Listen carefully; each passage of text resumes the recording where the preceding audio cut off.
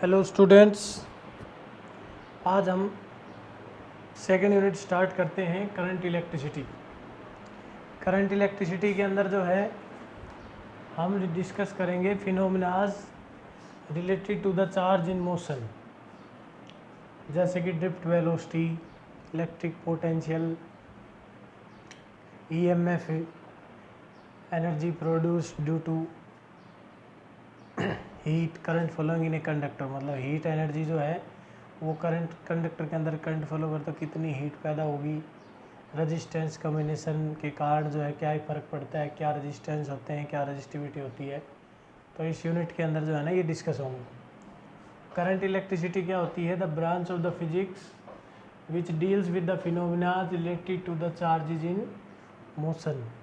Charge motion में, अगर charge motion में होगा तो कौन कौन सी फिनोमिना जो है, कौन कौन सी घटनाएं घटेंगी, उसके ऊपर डिस्कस करेगी ये ब्रांच। इलेक्ट्रिक करंट, अगली क्वांटिटी हमारे पास electric current. The time rate of flow of the charge between the ends of a conductor is called the electric current. किसी कंडक्टर के दो एंड्स के बीच में एक सेकंड में कितना करंट फ्लो, कितना चार्ज फ्लो हो रहा है, उसको कहते हैं इलेक्ट्रिक करंट। चार्ज के फ्लो होने के बेस के ऊपर जो है ना हम सब्सटेंसेस को तीन पार्ट में डिवाइड करते हैं। सबसे पहले होता है कंडक्टर, इंसुलेटर और सेमीकंडक्टर। अब जो कंडक्टर जो होते हैं उनके अंदर चार्ज बहुत आसानी से फ्लो करता है एक एंड से दूसरे एंड के बीच में, उसका कारण होता है। जो नॉन कंडक्टर होते हैं उनके अंदर चार्ज जो है वो रेयर कंडीशन के अंदर फ्लो करेगा। रेयर कंडीशन जो क्या होंगी वो अभी बताई जाएंगी। और जो सेमीकंडक्टर होते हैं उनके अंदर चार्ज जो है वो आसानी से फ्लो नहीं करेगा। करंट जो है कंडक्शन आसानी से नहीं करते हैं करंट का वो, लेकिन कुछ कंडीशन चेंज करने से वो करंट का कंडक्शन कर देते हैं। पहले बात करते हैं कंडक्टर्स की। कंडक्टर्स, करंट के अंदर क्या होता है कि ये कोई कंडक्टर है, इसके एंड के बीच में चार्ज के फ्लो होने का हमने मेन कारण बताया था पोटेंशियल डिफरेंस। अगर इस दो एंड्स के बीच में पोटेंशियल डिफरेंस है, अगर पोटेंशियल डिफरेंस है तो करंट जो है इसमें फ्लो करेगा। और मेन करंट फ्लो करता है इलेक्ट्रॉन्स के कारण। तो वैसे तो चार्ज का फ्लो जो है ना वो इधर होता है, नेगेटिव चार्ज का, लेकिन कन्वेंशनल करंट जो लिया जाता है उसकी डायरेक्शन होती है इधर। ये सारा अभी डिस्कस होगा। कंडक्टर्स जो होते हैं वो क्या होते हैं? कंडक्टर्स को हिंदी में बोलते हैं चालक। चालक जो होते हैं उनके अंदर क्या होता है कि the substances in which charge carriers flows without any restriction. मतलब रेस्ट्रिक्शन तो होगी जिसको रेजिस्टेंस कहते हैं, लेकिन चार्ज कैरियर जो होते हैं वो एक पॉइंट से दूसरे पॉइंट पर आफ्टर क्रिएटिंग पोटेंशियल डिफरेंस आसानी से फ्लो करते हैं। और जो नॉन कंडक्टर्स होते हैं उनके अंदर चार्ज कैरियर एक पॉइंट से दूसरे पॉइंट पर फ्लो नहीं करते। तो कंडक्टर्स के अंदर क्या होता है? The substances which conduct the current are called conductors. The substances which conducts current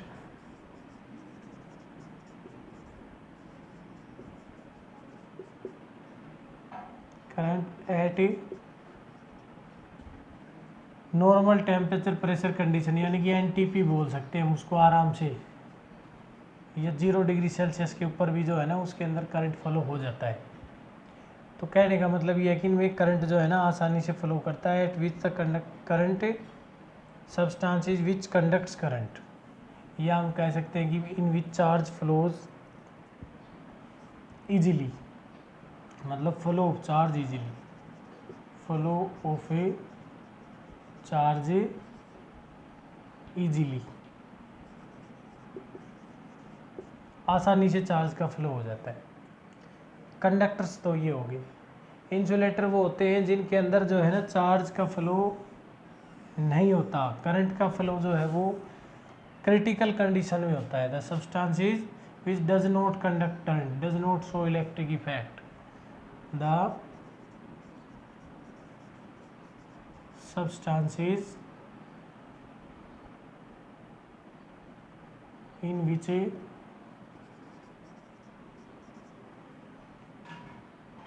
flow of charge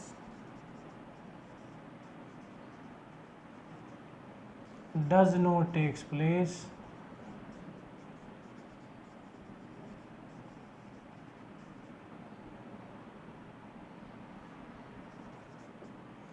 at a normal conditions. Normal condition का मतलब ये है कि जिस तरह कंडक्टर्स के अंदर जैसे कोई वायर होती है लोहे की, लोहा कंडक्टर होता है, कॉपर होता है, कंडक्टर होता है, उसके अंदर तो लगाते ही करंट फ्लो होने लग जाता है, लेकिन नॉन कंडक्टर्स के अंदर करंट फ्लो नहीं करता, वो भी किसी एक आधे में करता है स्पेशल कंडीशन पर भी। तो कहने का मतलब है कि इनमें कि नॉर्मल कंडीशंस के ऊपर फ्लो नहीं करेगा, या तो हमें टेम्परेचर हाई करना पड़ेगा। उसका कारण भी बताएंगे कि टेम्परेचर हाई कैसे, हाई होने से करंट क्यों फ्लो होता है। ये होते हैं सेमीकंडक्टर्स। जो सेमीकंडक्टर्स जो होते हैं वो इनमें क्या होता है, the substances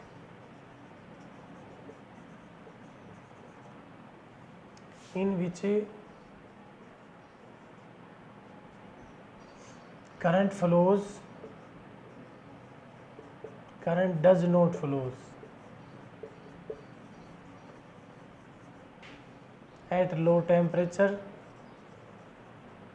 at a low temperature, and current flows at a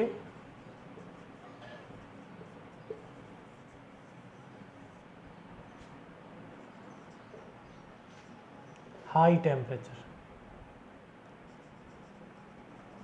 कुछ ज़्यादा हाई नहीं, कुछ हाई टेम्परेचर के ही ऊपर जो है ना इसमें करंट फ्लो करने लग जाता है। लेकिन कंडक्टर्स के अंदर तो है करंट जो है वो 0 डिग्री सेल्सियस पर भी फ्लो करता है, जिनको सुपर कंडक्टर्स कह देते हैं, कंडक्टर ही होते हैं वो।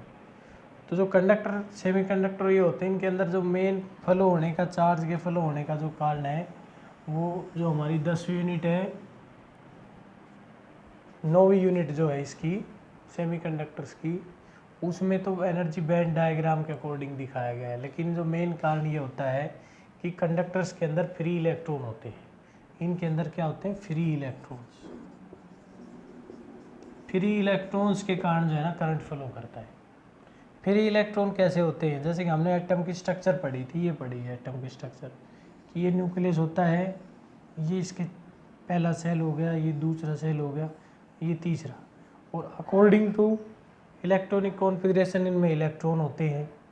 मान लो पहला जो सेल होता है वो भरा होता है, जो के सेल है वो 2 इलेक्ट्रॉन से फिल हो जाता है। उसके बाद जो एल सेल होता है वो 8 के बाद फिल होता है, और ये होता है 18 के बाद थर्ड सेल। तो इसके अंदर जो है फिल होने का कारण, अगर ये फिल नहीं है यानी कि इनके अंदर इलेक्ट्रॉन पेयर नहीं है, जैसे +1 में हमने पेयरिंग पढ़ी थी इलेक्ट्रॉन्स की, तो इलेक्ट्रॉन ऑर्बिटल के अंदर अगर 2 इलेक्ट्रॉन प्रेजेंट नहीं तो पेयरिंग नहीं है उनकी, तो इनके अंदर क्या होता है कि कंडक्टर्स के अंदर हमें फ्री इलेक्ट्रॉन मिलते हैं। वैलेंस सेल के अंदर जो इलेक्ट्रॉन होते हैं वो अनपेयर्ड इलेक्ट्रॉन होते हैं और वो फ्री होते हैं। जो कंडक्टर के जितने भी एटम होते हैं उनकी एनर्जी, मतलब जो लास्ट सेल का जो इलेक्ट्रॉन होता है, एक कंडक्टर का ये एटम और दूसरा ये एटम और तीसरा ये एटम मान लिया, तो इसका जो आखिरी सेल के जो इलेक्ट्रॉन वो होते हैं जिनको हम वैलेंस इलेक्ट्रॉन बोलते हैं, वो फ्री होते हैं। फ्री का मतलब ये होता है कि वो एक एटम से दूसरे एटम में आसानी से मूव कर सकते हैं, और जब एक एटम से दूसरे एटम के अंदर ये आसानी से मूव करते हैं तो समझो करंट का कंडक्शन हो जाएगा, यानी कि चार्ज को हम एक पॉइंट से दूसरे पॉइंट पर ट्रांसफ़र करवा सकते हैं कोई भी पोटेंशियल डिफरेंस लगा के, क्योंकि पोटेंशियल डिफरेंस लगाने से हमें एक डायरेक्शन मिल जाती है कि इस डायरेक्शन में चार्ज कैरियर फ्लो करेंगे। बिना पोटेंशियल डिफरेंस लगाए हुए भी इलेक्ट्रॉन जो है वो आसानी से एक दूसरे में ट्रांसफ़र होते रहते हैं, लेकिन उनकी डायरेक्शन सेम नहीं होती, ये भी डिस्कस होगा। लेकिन कंडक्टर्स के अंदर क्या होता है कि फ्री इलेक्ट्रॉन्स होते हैं, अनपेयर्ड इलेक्ट्रॉन होते हैं और वो फ्री होते हैं। ये सभी एटम्स के जो वैलेंस इलेक्ट्रॉन होते हैं उनका एनर्जी लेवल सेम होता है, इसलिए उनको एक एटम से दूसरे एटम में जाने में कोई रुकावट नहीं होती। लेकिन जो नॉन कंडक्टर्स होते हैं और सेमीकंडक्टर होते हैं उनके अंदर ऐसा नहीं होता है कि अगर इलेक्ट्रॉन को एक एटम से दूसरे एटम में जाना होता है तो जैसे इस एटम का ये इलेक्ट्रॉन है, वैलेंस इलेक्ट्रॉन है, और इसको अगर दूसरे एटम के अंदर जाना होता है तो इसको इतनी एनर्जी चाहिए होती है जितनी इसके पास होती नहीं। मतलब इसके पास जो एनर्जी है वो एनर्जी इतनी सफिशिएंट नहीं होती है कि ये एक एटम से दूसरे एटम में पहुंच जाए। मतलब इसकी एनर्जी का जो लेवल होता है वो कम होता है, जो इसका वैलेंस एनर्जी लेवल होता है, वैलेंस बैंड बोलते हैं उसको, वो एनर्जी लेवल कम होता है। अगर उसको हम इतनी ज़्यादा एनर्जी दे दें कि वो एक एटम से दूसरे एटम में चला जाएगा तो उसमें भी करंट कंडक्शन हो सकता है। लेकिन जो नॉन कंडक्टर्स होते हैं उनके अंदर इतनी एनर्जी नहीं होती कि वो एक एटम से दूसरे एटम में ट्रांसफ़र हो सके,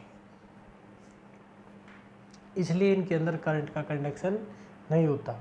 तो 10th, क्योंकि इसमें ज़्यादातर इलेक्ट्रॉन पेयर्ड भी होते हैं, फ्री इलेक्ट्रॉन नहीं होते उसके कारण भी।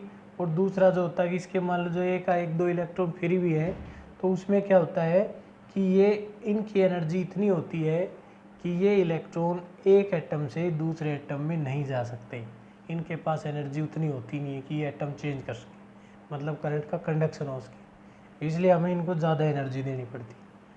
सेमीकंडक्टर जो होते हैं उनके अंदर एक एटम से दूसरे एटम में जाने के लिए एनर्जी होती है लेकिन इतनी ज़्यादा नहीं होती, हमें इनको थोड़ी सी ज़्यादा देनी पड़ती है उनके पास एनर्जी। मतलब ये एक एटम है, ये दूसरा एटम है, इसके लास्ट जो इलेक्ट्रॉन है वो दूसरे एटम में जा सकते हैं, लेकिन जिस तरह कंडक्टर्स के जाते हैं ऐसे नहीं जाते, क्योंकि जो वैलेंस इलेक्ट्रॉन होते हैं उनके पास इतनी एनर्जी नहीं होती है कि वो उस एटम की बाउंड्री को क्रॉस कर जाएं, दूसरे एटम के अंदर इंटर हो जाएं।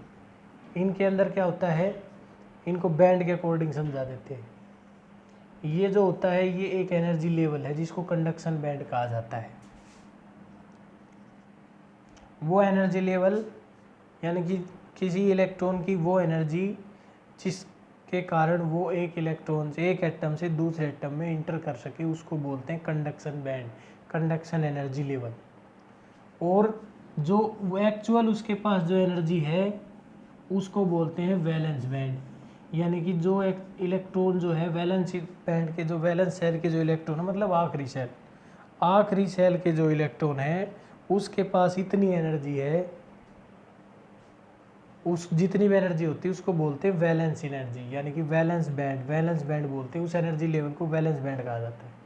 लेकिन एक एटम से दूसरे एटम में जाने के लिए जो एनर्जी चाहिए उस एनर्जी की रेंज को कहा जाता है कंडक्शन बैंड। तो जो नॉन कंडक्टर होते हैं उनके अंदर वैलेंस बैंड और कंडक्शन बैंड में काफ़ी गैप होता है, मतलब हमें एक इलेक्ट्रॉन को दूसरे एटम में ट्रांसफ़र करने के लिए ज़्यादा एनर्जी चाहिए। इनके अंदर जो सेमीकंडक्टर्स होते हैं इनके अंदर वैलेंस बैंड और कंडक्शन बैंड के अंदर जो है ना वो थोड़ा सा डिफरेंस कम होता है एज कम्पेयर टू द, ये वैलेंस बैंड हो गया, ये कंडक्शन बैंड हो गया ऊपर वाला, और ये वैलेंस बैंड हो गया। मतलब ये जो एनर्जी लेवल है वैलेंस एनर्जी, जो आखिरी सेल के जो इलेक्ट्रॉन उनकी एनर्जी का जो लेवल है वो इतना नहीं है कि वो एक एटम से दूसरे एटम में चले जाए, लेकिन उनको ज़्यादा एनर्जी नहीं चाहिए, उनको थोड़ी एनर्जी चाहिएगी। वो एनर्जी हम उसको गर्म करके या कोल्ड कैथोड इलेक्ट्रो मतलब उसको इलेक्ट्रिक फील्ड लगा के या कैसे भी जो है उनको एनर्जी देते हैं या दूसरे एटम से एनर्जी ट्रांसफ़र करते हैं। लेकिन जब इनको एनर्जी मिल जाएगी तो ये इसमें चले जाएंगे इस एनर्जी लेवल में, और इस एनर्जी लेवल में चले जाएंगे तो फिर वो एक एटम से दूसरे एटम में मूव कर सकते हैं।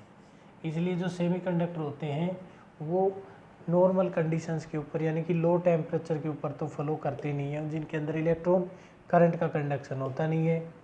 सेमीकंडक्टर के अंदर होता नहीं है नॉर्मल टेम्परेचर पे। कंडक्टर्स के अंदर जो है वो लो टेम्परेचर या थोड़े से हाई टेम्परेचर के ऊपर भी नहीं होता, ज़्यादा हाई टेम्परेचर करेंगे तब होगा, और उसका कारण ये नहीं होगा कि इलेक्ट्रॉन ट्रांसफ़र हो गए, उसका कारण होता है ब्रेकिंग ऑफ द बॉन्ड्स, मतलब जो एटम्स हैं उनके बीच के बॉन्ड टूट जाते हैं, और बॉन्ड जो होते हैं वो इलेक्ट्रॉन की शेयरिंग से बनते हैं, और उसके कारण क्या होता है कि इलेक्ट्रॉन फ्री हो जाते हैं, और फ्री हो जाने से इलेक्ट्रॉन जो है वो एक एटम से दूसरे एटम में मूव कर सकते हैं। मतलब ये दो इलेक्ट्रॉन जुड़े हुए थे, इनके बीच का बॉन्ड टूट जाएगा और ये इलेक्ट्रॉन फ्री हो जाएंगे। फ्री हो जाएंगे तब ये मूव करना शुरू कर देते हैं। तो इनके अंदर तो वेरी हाई टेम्परेचर के ऊपर कंडक्शन होता है। कितने? वेरी हाई टेम्परेचर पर। इनके अंदर सम हाई टेम्परेचर के ऊपर होता है, और जो कंडक्टर्स होते हैं उनके अंदर तो लो टेम्परेचर पर भी आसानी से एक एटम से दूसरे एटम में इलेक्ट्रॉन चले जाते हैं। मतलब कहने का ये है कि इनका वैलेंस बैंड और कंडक्शन बैंड आपस में ओवरलैप होता है।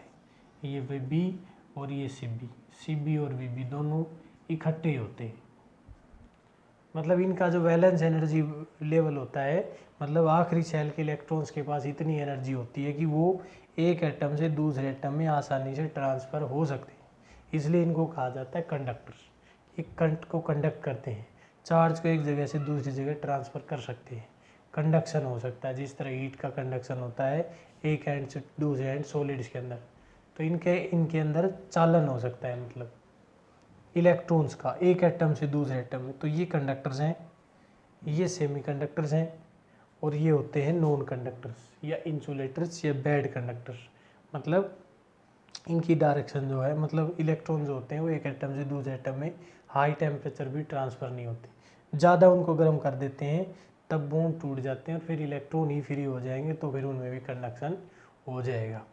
सिमिलरली इनके अंदर होता है, लो टेम्परेचर पे करंट फ्लो नहीं करवाते, थोड़े से हाई टेम्परेचर पे करवा देते, और ज़्यादा हाई कर देते हैं तो ब्रेकिंग वो बॉन्ड इनमें हो जाता है और करंट बहुत ज़्यादा बढ़ जाता है।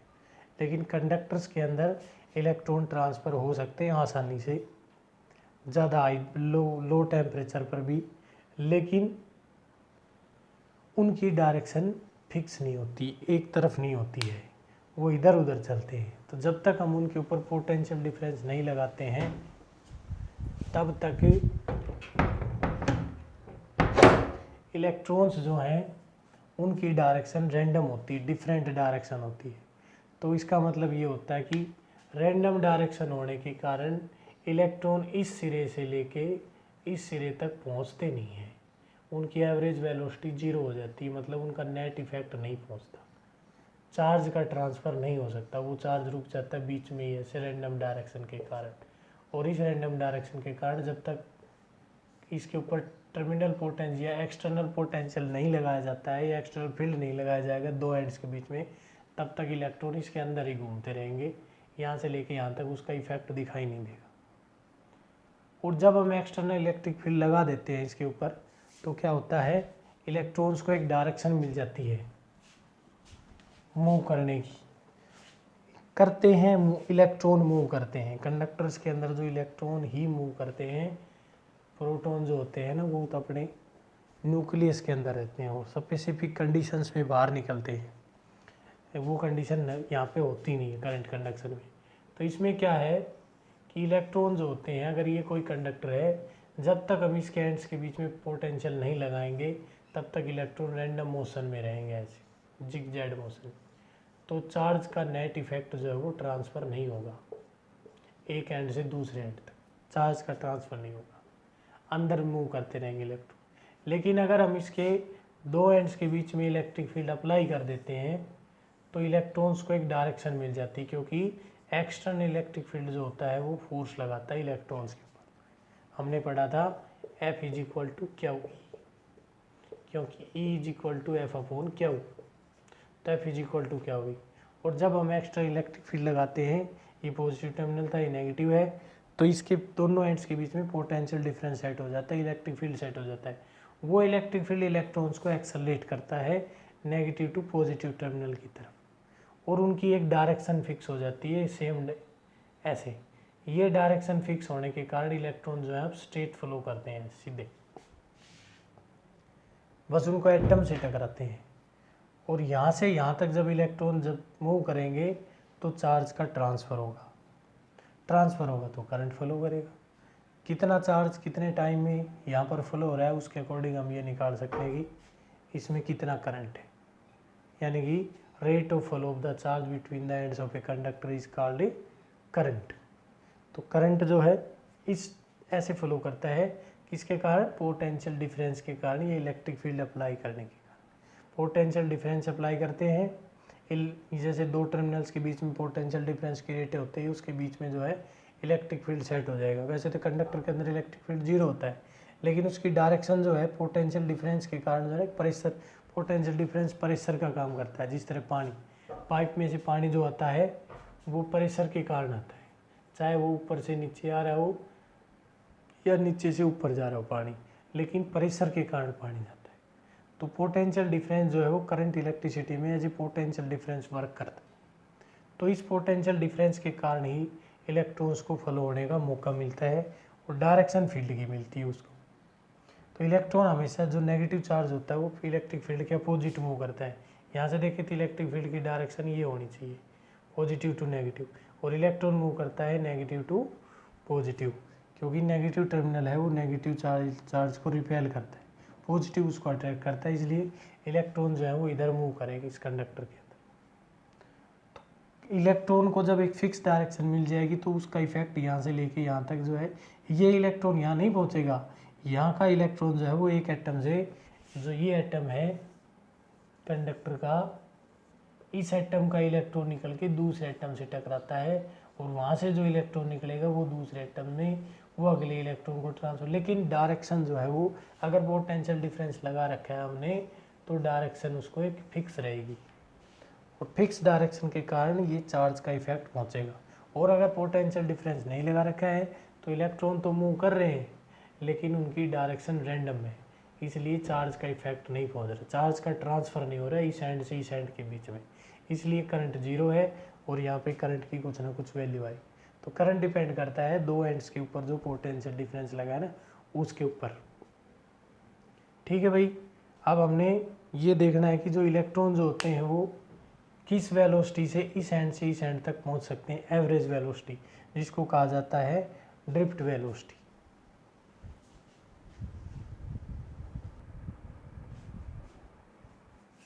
करंट जो है चार्ज के फ्लो के अकॉर्डिंग दो टाइप का होता है। Electronic current, rate of flow of the negative charge between the ends of the conductor, मतलब एक्चुअली तो इलेक्ट्रॉन ही ट्रांसफर होते हैं, तो इसलिए rate of flow of negative charge ends of the conductor, और इलेक्ट्रॉन जो है वो इस एंड से दूसरे एंड पर, मतलब पॉजिटिव, नेगेटिव से पॉजिटिव की तरफ ट्रांसफर होते हैं। इलेक्ट्रॉन मूव करते हैं इधर ऐसे, ये इलेक्ट्रॉन इधर और ये ऐसे, तो ये इलेक्ट्रॉन्स के फ्लो की डायरेक्शन है और इसलिए इलेक्ट्रॉनिक करंट की जो डायरेक्शन होती है वो होती है नेगेटिव टू पॉजिटिव। ये नेगेटिव टर्मिनल, ये पॉजिटिव टर्मिनल सेल का, तो नेगेटिव टू पॉजिटिव टर्मिनल की तरफ जो डायरेक्शन होती है वो होती है इलेक्ट्रॉनिक करंट की। दूसरा है कन्वेंशनल करंट। कन्वेंशनल करंट जो है, हम जो है करंट की डायरेक्शन पॉजिटिव चार्ज के फ्लो से देखते हैं। वैसे पॉजिटिव चार्ज फ्लो नहीं करता है, लेकिन अगर नेगेटिव चार्ज इधर ट्रांसफर हो रहा है तो बैटरी का ये जो पॉजिटिव चार्ज है ना खर्च होगा, तो इसलिए यहाँ से इलेक्ट्रॉन जो है बैटरी के नेगेटिव टर्मिनल से जो चार्ज कैरियर होते हैं, इलेक्ट्रॉन होते हैं, आयंस होते हैं बैटरी के, वो यहाँ से ट्रांसफ़र होंगे इधर, इलेक्ट्रॉन नेगेटिव इसको ट्रांसफ़र करेगा, उसके अंदर जो हमारी कनेक्शन वायर होती है उसके, वो भी कंडक्टिंग वायर ही होती है, तो उसके इलेक्ट्रॉन्स को यहाँ से जो है ना एक आयन जो है ना ट्रांसफ़र करता है, रिपेल करता है।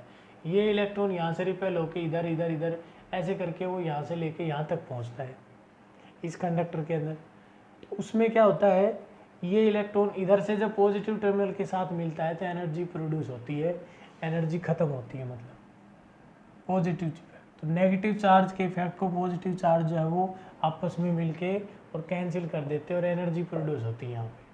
तो ये इलेक्ट्रॉनिक करंट जो होता है वो नेगेटिव टर्मिनल से पॉजिटिव टर्मिनल की तरफ होता है, यही एक्चुअल करंट है, मतलब इलेक्ट्रॉन ट्रांसफर हो रहे हैं। कन्वेंशनल करंट के अंदर क्या होता है कि rate of flow of the positive charge, positive charge का हमने सिर्फ डायरेक्शन देखनी होती है, इसलिए उसको कन्वेंशनल करंट कहा गया है। करंट की डायरेक्शन जो है हम लेते हैं पॉजिटिव टर्मिनल से नेगेटिव टर्मिनल की तरफ, मतलब ये इधर पॉजिटिव से नेगेटिव फ्लो करते हैं इलेक्ट्रॉन, लेकिन हम डायरेक्शन किसकी लेते हैं, हम लेते हैं करंट की डायरेक्शन ये, इसलिए इसको कन्वेंशनल करंट कहा जाता है। अगर इलेक्ट्रॉन इधर ट्रांसफ़र हो रहे हैं, नेगेटिव चार्ज इधर आ रहा है, तो पॉजिटिव चार्ज किधर जाएगा, इधर जाएगा इस एंड की तरफ, तो इसलिए ये कन्वेंशनल करंट माना जाता है डायरेक्शन के लिए। किसी भी सर्किट के अंदर करंट की डायरेक्शन जो होती है वो पॉजिटिव टर्मिनल से नेगेटिव टर्मिनल की तरफ ली जाती है। अब according to the polarity, current की जो है चार्ज अगर कम ज़्यादा हो जाता है फ्लो होना सर्किट के अंदर, या कांस्टेंट फ्लो करता है हर सेकंड में उतना ही करंट फ्लो हो रहा है, या उतना ही चार्ज फ्लो हो रहा है हर सेकंड में, या चार्ज की वैल्यू कम ज़्यादा हो रही है, उसके अकॉर्डिंग जो है करंट जो है वो दो टाइप का होता है। एक को बोलते हैं DC current, direct current, direct current होता है डायरेक्ट करंट। डायरेक्ट करंट के अंदर जो है ना चार्ज का फ्लो कांस्टेंट होता है और सेम होता है, सेम डायरेक्शन के अंदर होता है और सेम पोलरिटी का होता है। मतलब कहने का ये है कि अगर चार्ज कम ज़्यादा भी होगा तो एक ही टाइप की पोलरिटी ली जाएगी, पॉजिटिव है तो पॉजिटिव और नेगेटिव है तो नेगेटिव। तो डीसी करंट के लिए जो है ना बैटरियाँ बनाई जाती हैं, पॉजिटिव और नेगेटिव सेल होते हैं डीसी करंट के लिए। इसके अंदर चार्ज जो है वो चाहे घट जाए लेकिन एक ही टाइप का चार्ज फ्लो करेगा, ये एक ही पोलरिटी होती है। चार्ज यहाँ पे कम ज़्यादा हो रहा है लेकिन ये पॉजिटिव है, और ये कम ज़्यादा हो रहा है लेकिन चार्ज जो है वो नेगेटिव, मतलब आयंस के कारण फ्लो करता है। सेल्स या बैटरी के अंदर जो करंट है वो आयंस के कारण होता है, वो डीसी करंट होता है। लेकिन ये एक पोलरिटी का है या फिर कांस्टेंट फ्लो करता है। जैसे सेल पहले चार्ज है तो उसमें करंट फ्लक्चुएट नहीं हो रहा है, लेकिन धीरे धीरे पॉजिटिव चार्ज है ना वो घट रहा है। इसी तरह धीरे धीरे नेगेटिव चार्ज घट रहा है, नेगेटिव चार्ज डिक्रीज हो रहा है, लेकिन चार्ज जो है वो डिक्रीज हो रहा है, ये पॉजिटिव ये नेगेटिव। लेकिन ये डायरेक्ट करंट है, डीसी बोलते हैं इसको। एक होता है अल्टरनेटिंग करंट। अल्टरनेटिंग करंट के अंदर जो है अल्टरनेटिंग करंट में चार्ज की वैल्यू जो पोलरिटी होती है चेंज होती रहती है कंडक्टर्स के अंदर। कभी चार्ज प्लस का होता है, कभी माइनस का होता है, और उसकी स्ट्रेंथ भी कम ज़्यादा होती रहती है। ऐसे ये अल्टरनेटिंग करंट है। चार्ज की पोलरिटी चेंज होती रहेगी और उसकी स्ट्रेंथ भी चेंज होती रहेगी। ये पॉजिटिव साइकिल है, ये नेगेटिव साइकिल है। इसको एसी बोलते हैं, अल्टरनेटिंग करंट। तो डीसी करंट के लिए हमारे पास दो टर्मिनल होते हैं, पॉजिटिव और नेगेटिव। और जो इंस्ट्रूमेंट होगा जो डीसी पे अप्लाई होता है उसी के भी दो टर्मिनल होंगे, पॉजिटिव की तरफ लगेगा और एक नेगेटिव तरफ लगेगा। जैसे टॉर्च के अंदर होता है या डीसी के जो सेल्स होते हैं उनके अंदर होता है, डीसी के फैन होते हैं उनमें, और भी कई अप्लायंस है जो डीसी से ही चलते हैं। चार्जर वगैरह जो होते हैं वो डीसी प्रोड्यूस करते हैं। लेकिन एसी करंट के अंदर जो हमें टर्मिनल चूज करने की ज़रूरत नहीं होती है। जो प्लग होता है हमारा उसके लिए दो तरह का, मतलब एक वायर होती है न्यूट्रल वायर और एक होती है कंडक्शन वायर। तो न्यूट्रल और कंडक्शन वायर में चाहे हम ऐसे लगा दे चाहे ऐसे लगा दे प्लग को, वो फैन जो है ना वो रोटेट करेगा। लेकिन क्योंकि उसमें एक सेकंड के लिए, कुछ टाइम के लिए पोलरिटी पॉजिटिव है चार्ज की, तो कुछ टाइम के बाद नेगेटिव हो जाएगी, इसलिए ये एसी करंट होगी। एसी करंट जो घरों में हमारी मेन सप्लाई आती है वो एसी मेंस होती है, यानी कि उसको एसी मेंस कहा जाता है। एसी मेंस अल्टरनेटिंग करंट होता है, उसमें वोल्टेज भी चेंज हो सकती है। डीसी में डायरेक्ट में वोल्टेज भी डायरेक्ट ही होती है, मतलब पॉजिटिव और नेगेटिव पोलरिटी अलग अलग होती है। जैसे ये बैटरी है, पॉजिटिव टर्मिनल और ये नेगेटिव टर्मिनल। तो दो तरह का जो है अकॉर्डिंग टू पोलरिटी और स्ट्रेंथ के अकॉर्डिंग भी हम जो है चार्ज को दो तरह में डिवाइड करते हैं, डायरेक्ट करंट या डीसी बोलते हैं जिसको, डीसी करंट, और अल्टरनेटिंग करंट या एसी करंट। ये हो गए करंट के बारे में।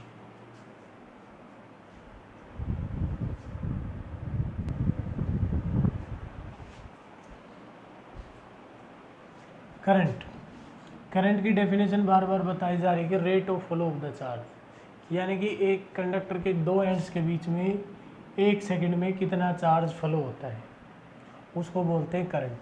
तो करंट जो है उसका फार्मूला होता है, अगर चार्ज चेंज हो रहा है तो I = डी क्या बाई डी टी, यानी कि डेल क्या बाई डेल टी।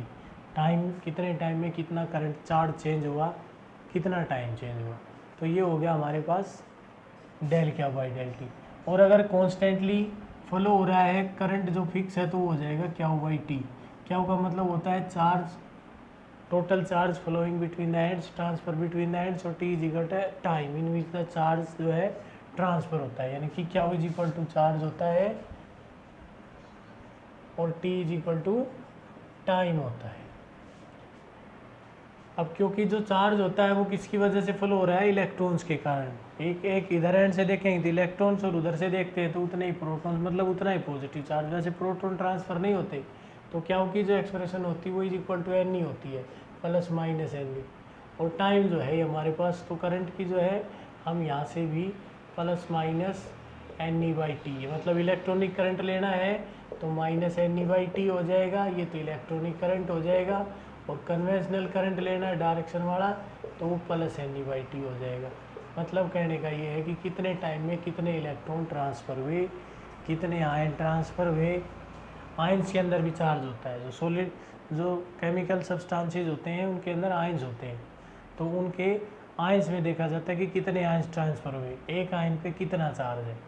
जैसे कि लेते हैं H2SO4, तो H2SO4 का जो घोल होता है इसमें H2 जो है, H है वो पॉजिटिव आयन होता है और SO4 जो है वो नेगेटिव आयन होता है। तो कितने SO4 आयन, एक आयन के पास अगर नेगेटिव चार्ज देखें तो एक आयन के पास 2e के बराबर नेगेटिव चार्ज है।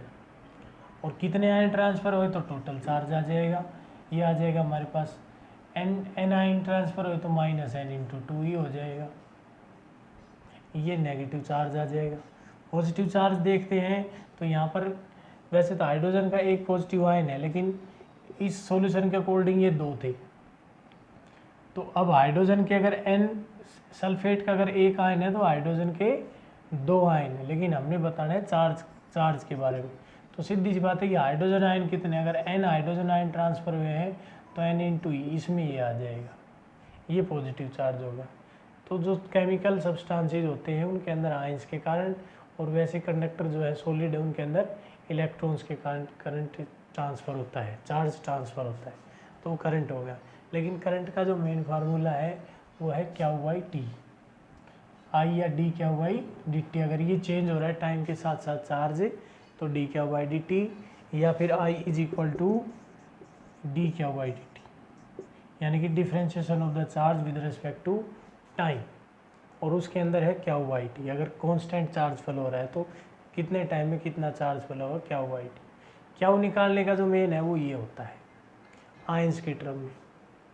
अब ये जो है ये डिपेंड करता है कि चार्ज जो है वो आयंस में है, इलेक्ट्रॉन्स में है, कैसे है, तो ये ऐसे हो जाएगा आई इज इक्वल टू। अब करंट की जो यूनिट होती है वो एम्पियर होती है, यूनिट हो जाएगी एम्पियर, ये एसआई यूनिट होती है, और ये फंडामेंटल क्वांटिटी है करंट। एम्पियर जो है वो इसकी एसआई यूनिट है, ए से रिप्रेजेंट किया जाता है इसको।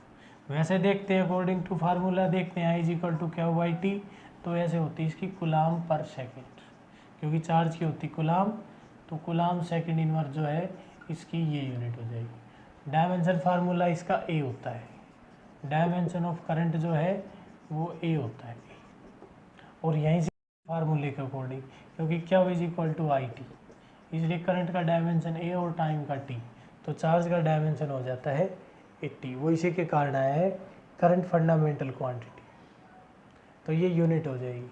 और भी यूनिट अलग क्वांटिटी से बता सकते हैं, लेकिन ऐसा यूनिट हमारे पास एम्पियर होती है।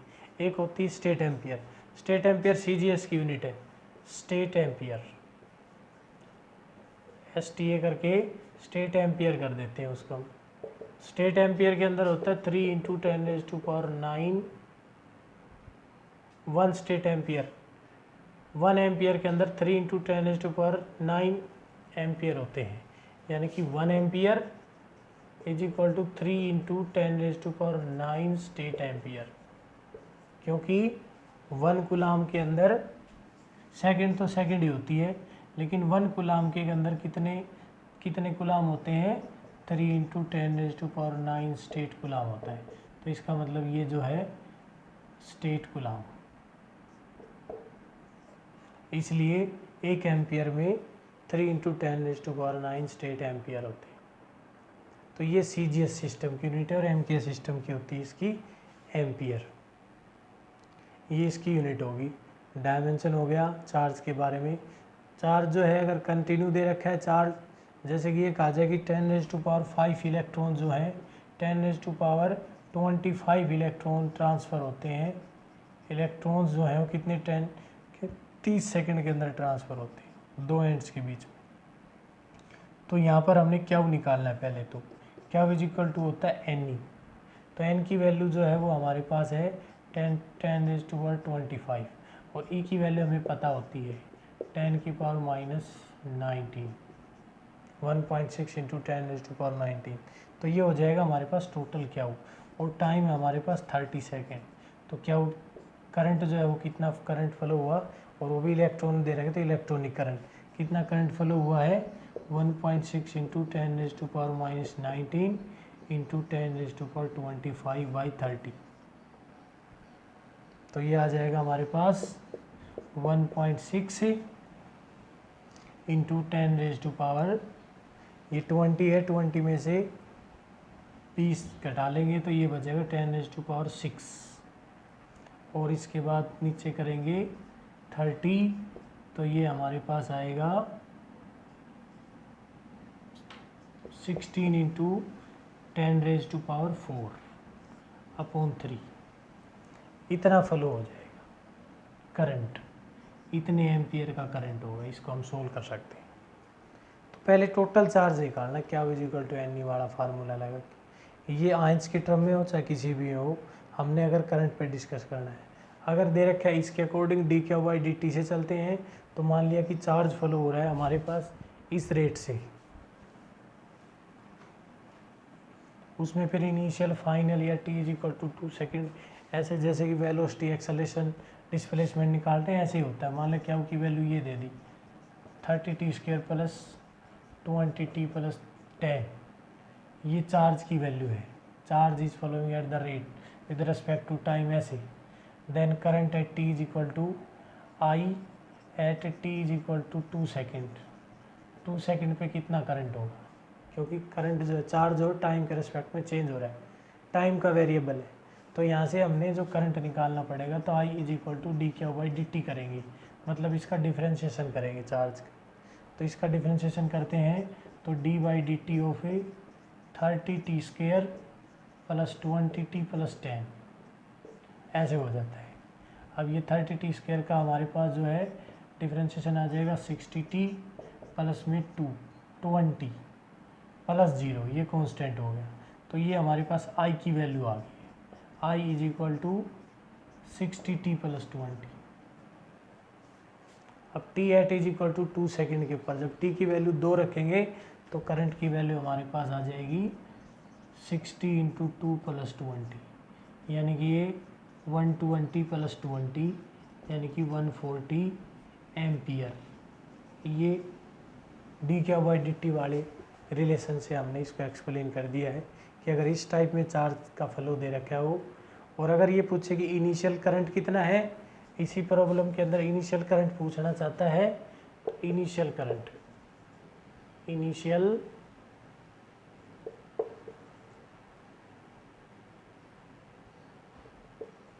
इनिशियल करंट, अगर इनिशियल करंट पूछना चाहे तो टी की वैल्यू 0 कर देंगे।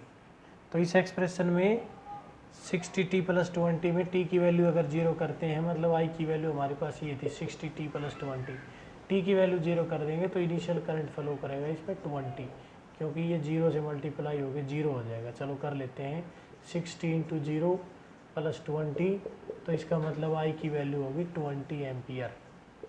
ये जो है इनिशियल करंट है।